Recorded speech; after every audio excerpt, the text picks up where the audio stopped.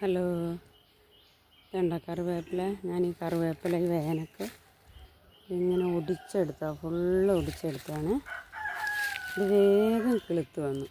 ഇതുണ്ട, അതിൻ്റെ കാരണം ഞാൻ കാണിച്ചു തരാം. വേറെ ഒന്നുമല്ല, പഴയ കഞ്ഞോളം.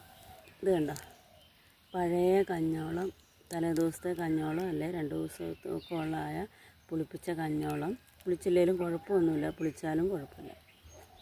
പുളിപ്പിച്ച കഞ്ഞോളം മാത്രം ഈ കറിവേപ്പിൻ്റെ ചുവട്ടിലിട്ട് ഒഴിച്ചു കൊടുത്താൽ മതി. ഇതുണ്ടോ,